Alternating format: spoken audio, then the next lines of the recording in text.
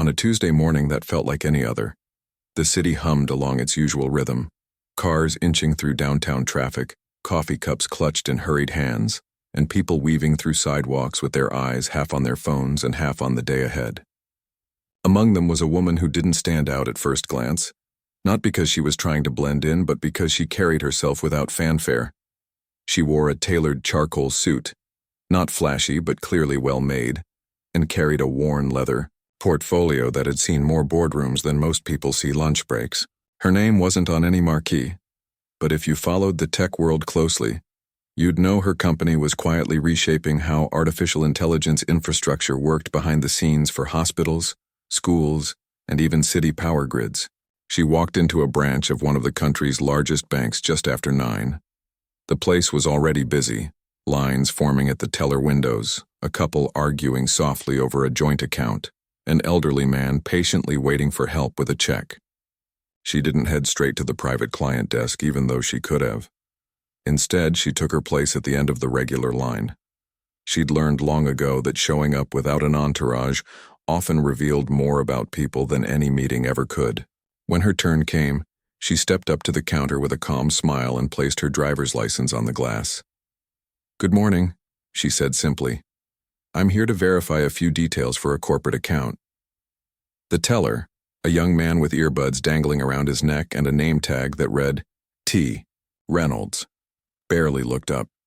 He tapped a few keys, glanced at the screen, then reached for the ID. He didn't take it gently. Without a word, without even meeting her eyes, he flicked it off the counter like it was trash. It skidded across the floor and landed near her polished shoes. For a heartbeat, the noise of the bank seemed to fade.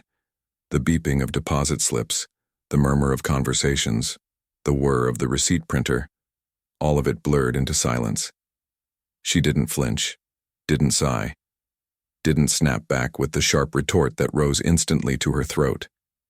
Instead, she bent down slowly, picked up the ID, brushed a speck of dust from the corner and placed it back on the counter. "Thank you," she said, voice steady. "I'll need 2 forms of identification verified today." The teller finally looked at her then, as if noticing her for the first time. His expression flickered, maybe surprise, maybe discomfort, but he said nothing.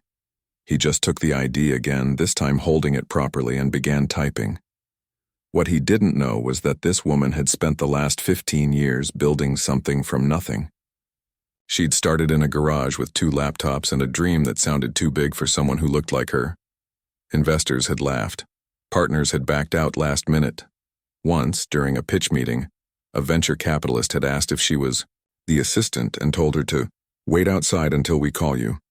She'd smiled, sat down and waited, then walked in 20 minutes later as the founder and CEO, closing the deal with a handshake and a single slide. She'd grown used to being underestimated, but there was a difference between being overlooked and being disrespected. One was ignorance, the other was a choice. As the teller processed her request, she watched him, not with anger, but with quiet observation. She noticed how he avoided eye contact, how his fingers tapped impatiently on the keyboard, how he sighed when she asked for a printed confirmation. None of it was overtly hostile, just a series of small dismissals, the kind that pile up over a lifetime until they weigh more than any single insult ever could. When he finally handed her the paperwork, he mumbled, "Sign here," and pointed without looking up. She signed, neat and precise, then folded the papers and tucked them into her portfolio. Before walking away, she paused. "Have a good day," she said, not because she owed him kindness, but because she refused to let his behavior shrink her humanity. Outside, the sun had broken through the morning clouds. She stood on the sidewalk for a moment, breathing in the crisp air, letting the encounter settle in her chest like a stone dropped into still water. Ripples, but no splash. She thought about the $2 billion partnership her company was finalizing with this very bank, a deal that would fund the next phase of their clean energy AI systems, potentially bringing smarter, greener technology to underserved communities across the country. It was a milestone, a legacy project, and it hinged on trust. But trust wasn't just about contracts and signatures. It was about how you treated people when you thought no one important was watching. She walked to her car, parked 2 blocks away, and didn't look back at the bank's gleaming glass facade. Inside, the teller had already moved on to the next customer, probably forgetting the interaction entirely. But she wouldn't forget. Not because she held grudges, but because moments like this weren't just personal, they were patterns. And patterns told you everything you needed to know about a place. Back in her office later that afternoon, she reviewed the final terms of the agreement with her team. Everything looked perfect on paper, timelines aligned, financials solid, mutual benefits clearly outlined. Her CFO leaned forward, eyes bright. "This is it," he said. "This puts us on the map in a whole new way." She nodded, but her mind kept drifting back to that ID on the floor. Not the object itself, but what it represented. The assumption that she didn't belong, that her presence was an inconvenience, that her dignity was optional. She didn't say anything to her team, not yet. But as she closed her laptop that evening, she made a mental note. Before signing anything, she'd need to understand not just what the bank promised in writing, but what it practiced in silence. Because in the end, partnerships aren't built on money. They're built on respect. And respect doesn't live in boardrooms. It lives in the small, unguarded moments when no one thinks they're being judged. And that Tuesday morning, in a crowded bank branch, a single flick of the wrist had said more than any contract ever could. She didn't say a word about it at first. Not to her assistant, not to her team, not even to the friend she called on her drive back from the bank. She just let the image replay in her mind. The ID sliding off the counter, the casual flick of the wrist, the way the teller's eyes stayed locked on his screen like she was background noise. It wasn't the first time something like that had happened. It probably wouldn't be the last.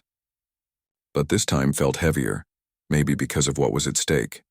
Back in her office, she slipped off her jacket and hung it neatly over the back of her chair. The space was quiet. Just the soft hum of servers in the next room and the occasional ping of an email. Her desk wasn't cluttered with awards or framed magazine covers, even though there were plenty. Instead, it held a small potted succulent, a stack of handwritten thank you notes from students who'd used her company's educational AI tools, and a faded photo of her grandmother standing in front of a tiny storefront. Her first business. A laundromat that doubled as a community hub. She sat down and stared out the window. The city stretched below, alive and indifferent. She thought about how far she'd come, not just in titles or net worth, but in the quiet battles no one saw. The meetings where she was the only woman in the room. The pitches where she had to prove her idea twice as hard. The times she'd walked into a room and watched people's faces shift from expectation to surprise, then skepticism, then grudging respect if she was lucky. She'd learned to armor herself in professionalism, to speak calmly even when her pulse raced, to smile when she wanted to walk out. But armor gets heavy. And sometimes the smallest gesture, a tossed ID, a dismissive tone, a look that says, "You don't belong here," can crack it open just enough to let the exhaustion seep through. That evening, she met a longtime mentor for dinner at a quiet Ethiopian restaurant they'd been going to for years. No reservations, no VIP treatment, just a corner booth, steaming injera and honest conversation. Over lentils and spiced greens, she finally mentioned what happened. "He didn't even look at me," she said, stirring her tea. Just flicked it like it was nothing. Her mentor, a retired engineer who'd once been the only black woman in her department at a major aerospace firm, nodded slowly. "They think it's small," she said. "But it's never small. It's a message. And the message is, I don't see you as someone who matters." They sat in silence for a moment. The restaurant buzzed softly around them. Laughter from another table, the clink of dishes, the warm scent of Berber spice in the air. "What are you going to do?" her mentor finally asked. "I don't know," she admitted. "The deal's ready to go. It's the biggest thing we've ever done. It could change everything for the communities we're trying to reach. But," her mentor pressed gently, "but if they treat a visitor like that, someone walking in off the street, no title, no fanfare, what does that say about how they treat people every day? What does it say about who they really are?" Her mentor reached across the table and squeezed her hand. "You don't have to choose between success and self-respect," she said. "Sometimes the bravest thing you can do is walk away from something that looks perfect on paper, but feels wrong in your bones." Back at home that night, she couldn't sleep. She paced her living room, the city lights flickering beyond the windows. She pulled up the partnership agreement on her tablet and scrolled through page after page of legal language, financial projections, mutual obligations. Everything was in order. The numbers made sense.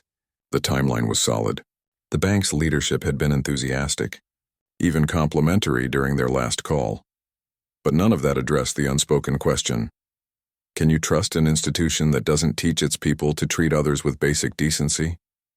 She thought about her team, the engineers who worked late to refine algorithms that helped rural clinics predict patient surges, the designers who made interfaces so intuitive that elderly users could navigate them without help, the customer support staff who answered calls with patience and care. No matter how frustrated the caller was, they'd built something rooted in service, in empathy, in the belief that technology should lift people up, not leave them behind. Was she willing to tie that to a company whose frontline employee couldn't be bothered to hand back an ID with respect? The next morning, she arrived at the office early. Before anyone else showed up, she sat in the empty conference room and replayed the security footage her admin had discreetly requested from the bank's branch. Standard procedure for high-value client visits, she'd explained. The video was grainy but clear enough. There she was, calm and composed. And there was the teller glancing at her ID, then tossing it without hesitation. No pause. No second thought. It wasn't rage she felt watching it.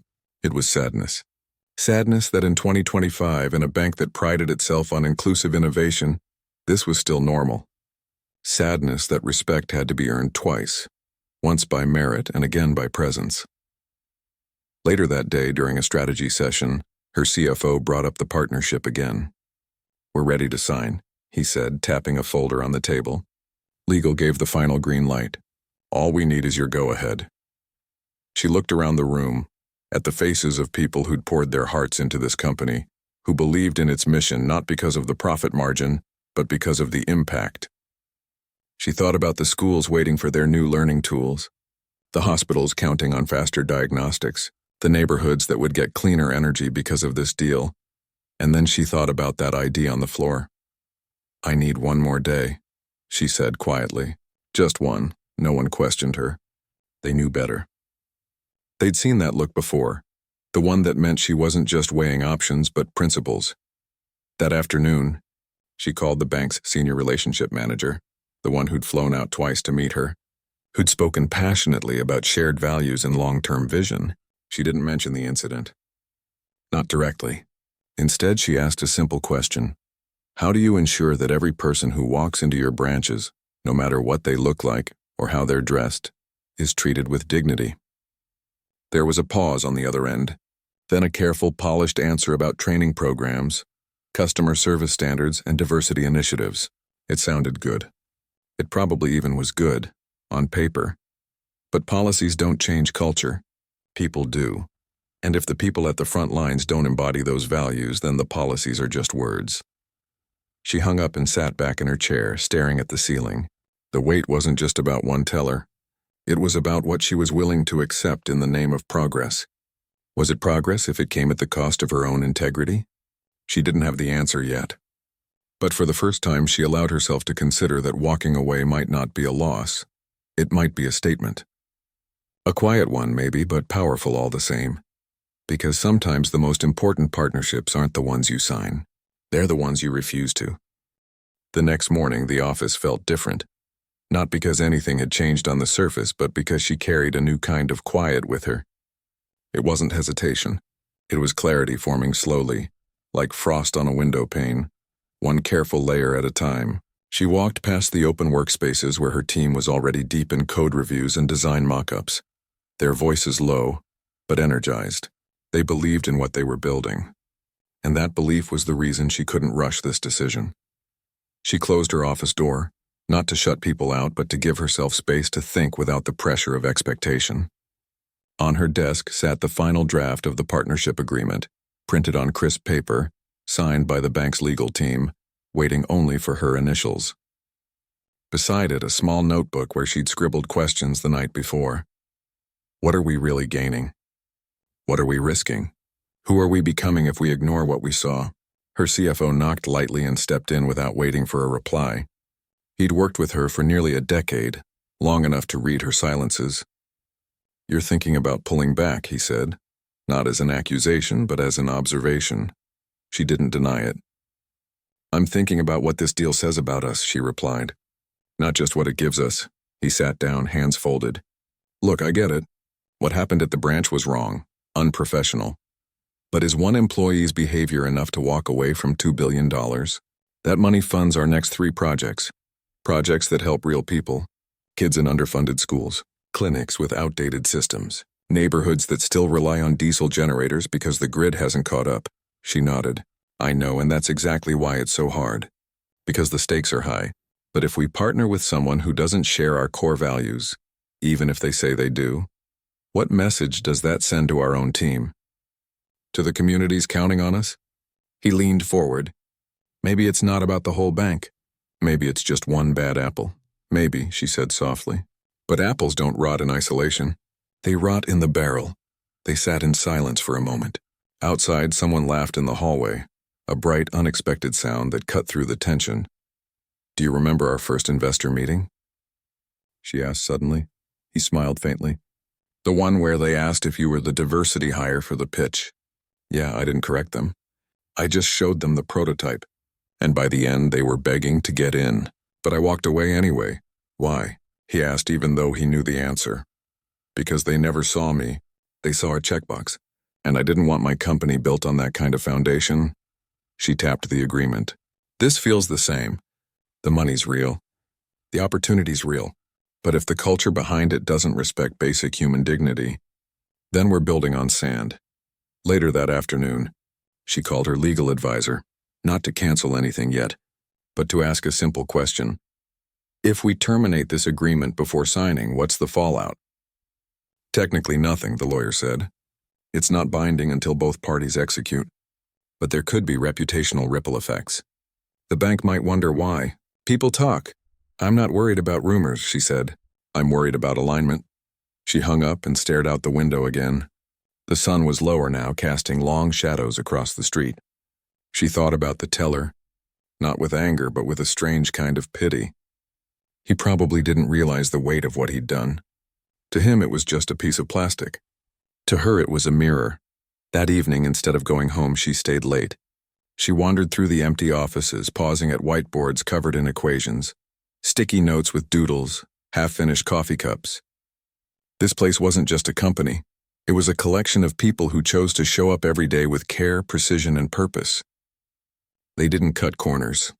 They didn't treat people as afterthoughts, and she owed it to them to protect that. She called a small meeting for the next morning. Just her leadership team, no notes, no agenda. When they gathered around the table, she didn't lead with data or projections. She told them what happened. Not dramatically, not to shame anyone, but plainly. "I went to the bank to finalize our partnership.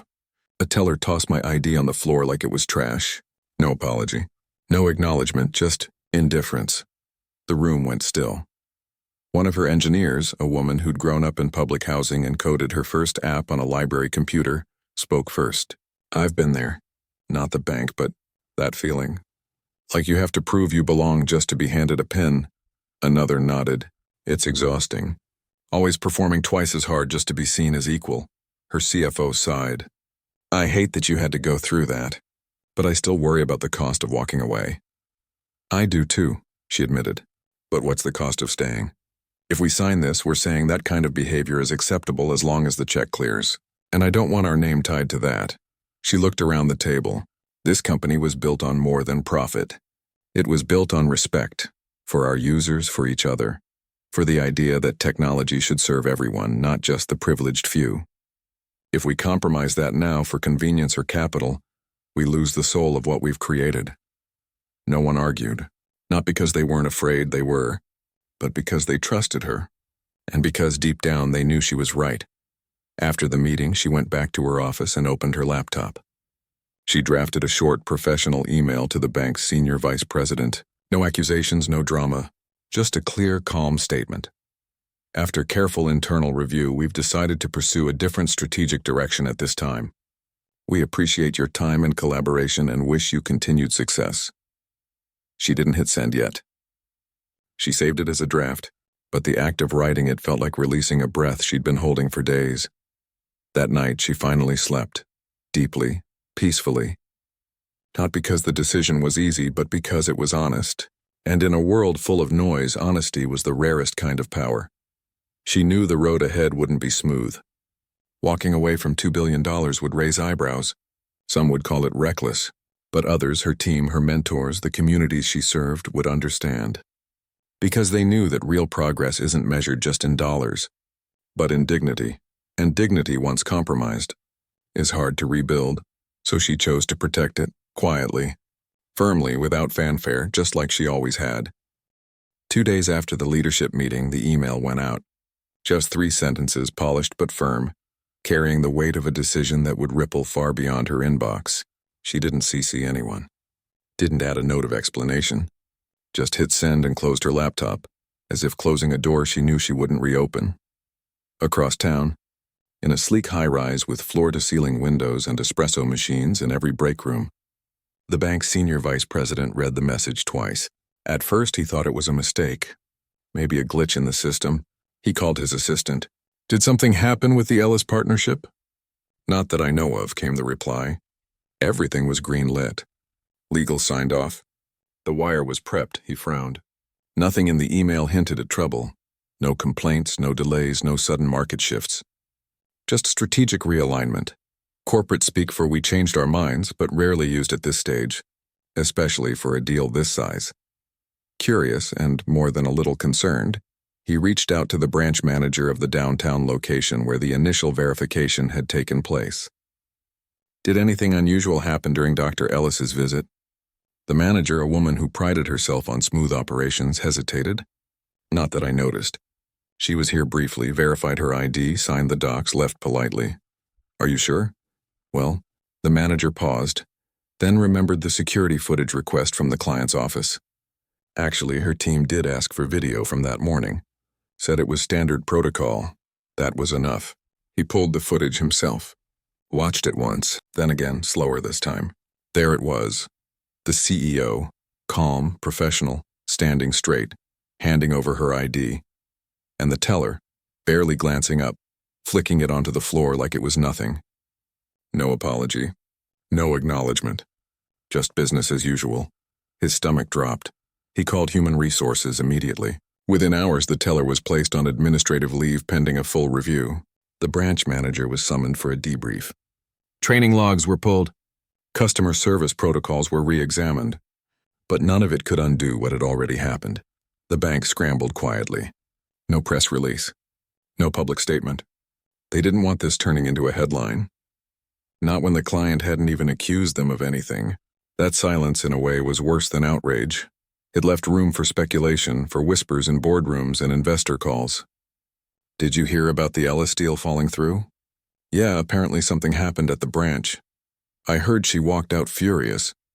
"No, I heard she never said a word. The truth was, she never said a word publicly. Not on social media. Not to reporters. Not even to industry contacts. She simply moved on, as if the $2 billion deal had never existed. Meanwhile, her own team watched the fallout with a mix of pride and nervousness. They'd expected backlash, maybe a call from the bank demanding answers or a passive-aggressive note from a former ally. But nothing came. Just silence. And in that silence, something powerful grew. Respect. One of her engineers posted a quote on the company's internal message board. "Integrity is doing the right thing, even when no one is watching. No name attached. No fanfare. Just a reminder." Back at the bank, the senior vice president drafted an apology email, 3 different versions. Each one sounded too defensive, too rehearsed. In the end, he deleted them all. What could he say? "We're sorry one of our employees disrespected you, but please give us another chance." That wasn't an apology. It was a transaction, and she'd already shown she wasn't interested in those. Instead, he called an emergency meeting with regional managers. "This isn't about one teller," he said, voice low. "It's about what we allow to go unnoticed. If someone walks into our branch and feels invisible, we failed. Period. New training modules were fast-tracked. Role-playing scenarios were added. Frontline staff were reminded, not as a formality but as a necessity, that every interaction reflected the bank's soul, not just its bottom line. But culture doesn't change overnight. And trust, once broken, doesn't return with a memo. For her, life went on. She met with a smaller financial institution the following week, one that had reached out after hearing rumors of the deal's collapse. They didn't lead with numbers. They led with questions. What matters most to you? How can we support your mission, not just your balance sheet? She liked that. Liked that they asked about her team, her values, the communities she served. Liked that their CEO had once worked as a teller herself and still visited branches unannounced just to listen. Still, she moved slowly. No rush, no grand gestures, just careful conversations, shared meals, and mutual respect. Back at her office, she gathered her leadership team again. We're not canceling our vision, she told them. We're refining our path. The work still matters. The people still need us. We just won't compromise who we are to get there. They nodded. Some even smiled, because they knew this wasn't a setback. It was a statement.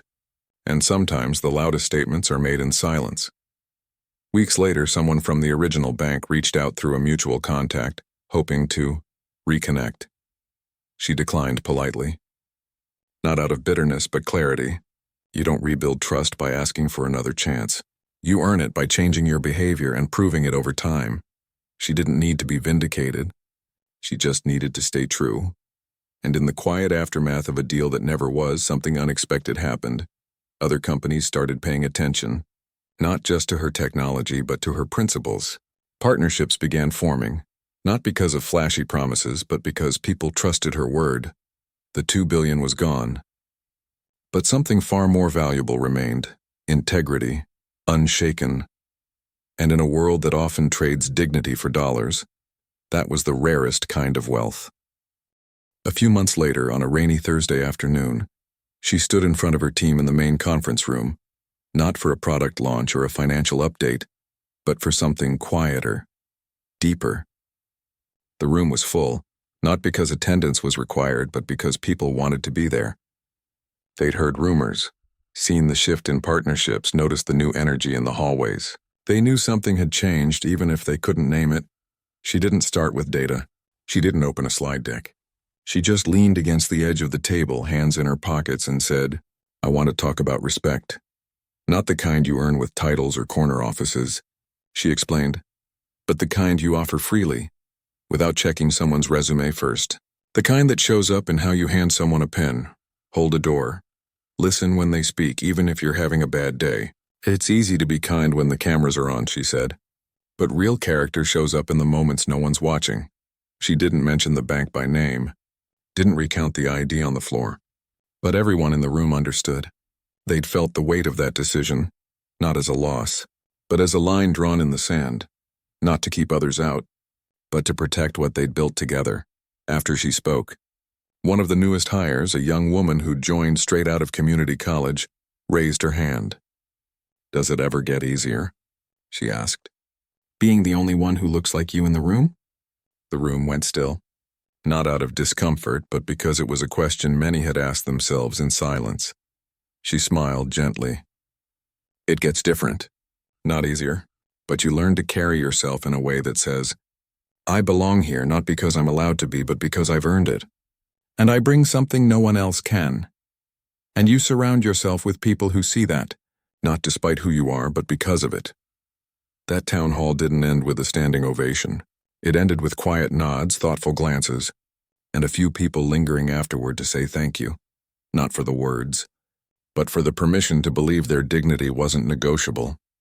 Outside the company, the story began to move in whispers, not through press releases or viral posts, but through conversations at conferences, late-night calls between founders, emails between investors who'd started asking tougher questions before signing deals. Do they walk the talk? Became a new benchmark. And more than once, someone would say, remember what happened with that AI firm in the bank?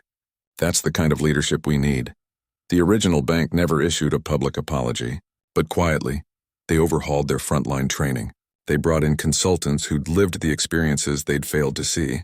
They started measuring customer interactions not just by speed or accuracy, but by humanity. It wasn't perfect. Change never is, but it was a start.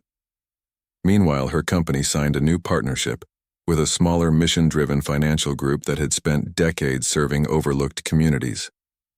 The deal wasn't $2 billion, it was less. But it came with something money couldn't buy: alignment. Their first joint project launched in 3 rural towns, bringing smart grid AI to homes that had suffered blackouts for years. Within months, outages dropped by 60%. Families could refrigerate medicine. Students could study after dark. Small businesses could stay open later. No headlines. Just real life quietly improved. She visited one of those towns herself, not for a photo op, but to listen. She sat on a porch with an elderly woman who ran a neighborhood bakery, sipping sweet tea and hearing how the new system kept her ovens running through a storm that would have shut her down before. "You don't know what this means," the woman said, eyes glistening. "It means I can keep feeding my block." That moment stayed with her longer than any boardroom handshake ever had. Back at the office, morale wasn't just high. It was rooted. People weren't just working for a paycheck. They were working for a purpose they could point to and say, "That's mine." Turnover dropped. Innovation rose. And when new clients came calling, they didn't just ask about the technology. They asked about the values behind it. One investor, after touring their offices, said, "You've built something rare. Not just a company, but a culture." She just nodded. Culture isn't what you say in your mission statement. It's what you protect when no one's looking. The ripple effects reached further than anyone expected. Other CEOs began reevaluating their own partnerships, not just for profit margins, but for shared humanity. A few quietly walked away from deals that looked good on paper, but felt hollow in practice. Not because they wanted credit, but because they'd realized something. Business isn't just about transactions. It's about trust. And trust is built in the small moments, the kind that happen at a bank counter and a customer service call, in the way you treat someone when you think it doesn't matter. She never sought to be a symbol. She just wanted to build something that lasted, not because it was big, but because it was true. And in doing so, she reminded people that leadership isn't always loud. Sometimes it's the quiet act of walking away from something that doesn't honor your worth. Years later, when students studied ethical business practices, her story would come up not as a cautionary tale, but as a case study in integrity. Not because she made a grand speech, but because she made a choice. And choices, when rooted in principle, echo longer than any announcement ever could. On the wall of her office, she finally hung something new, not an award, but a framed quote from her grandmother. "Stand tall, even when they try to make you small." She looked at it every morning, not for motivation, but as a reminder: dignity isn't given. It's claimed. And once you claim it, you protect it, not just for yourself, but for everyone who comes after. The $2 billion deal was gone, but what replaced it was far more valuable. A legacy built not on what she gained, but on what she refused to lose. And in the end, that was the only kind of success worth having.